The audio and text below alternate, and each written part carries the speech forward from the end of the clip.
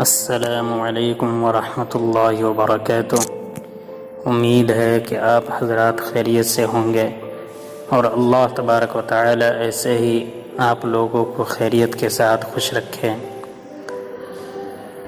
گدھا اور چیتے کی کہانی بہت ہی عجیب ہے کہ گدھا نے حقیقت سے ہٹ کر کے بات کی، حالانکہ اس کی بات سچی نہیں تھی، صحیح نہیں تھی، پھر بھی اس کی جیت ہو گئی۔ اور چیتے نے کہا، اور چیتا نے جو کہا تھا وہ بات سچی تھی، پھر بھی اس کو کیوں غلط قرار دے دیا۔ آئیے ہم اس واقعے کے اندر اس بات کو ہم جانتے ہیں۔ گدھے نے چیتے سے کہا کہ گھاس نیلی ہے، چیتے نے کہا نہیں، گھاس ہری ہے۔ دونوں میں بحث و مباحثہ ہونے لگا۔ گدھا اس بات پر اڑا رہا کہ گھاس نیلی ہے، جبکہ چیتا اسے سمجھاتا رہا کہ نہیں، گھاس ہری ہے۔ بالآخر دونوں جنگل کے بادشاہ شیر کے پاس پہنچے۔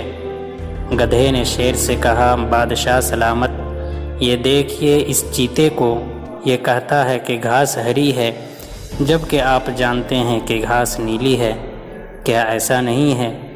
بادشاہ نے کہا، بالکل صحیح، گھاس نیلی ہے، تم صحیح ہو۔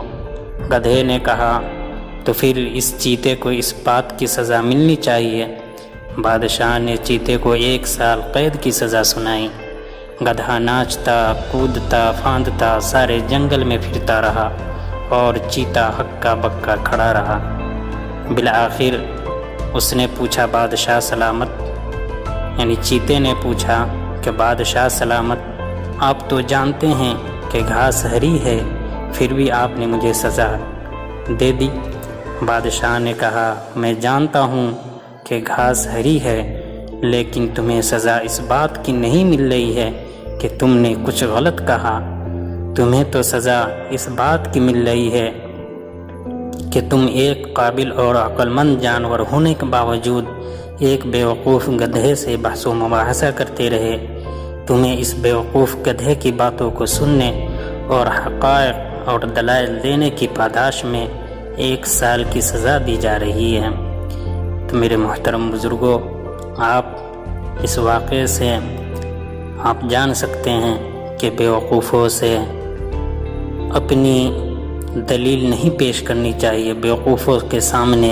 حالانکہ وہ بیوقوف ہے تو بیوقوفی رہے گا، وہ اپنی بیوقوفی والی بات کرتا رہے گا۔ اس لیے ہمیں اور آپ کو بیوقوفوں سے، جس کے پاس عقل نہیں ہے، ایسے لوگوں سے منہ نہیں لگنا چاہیے۔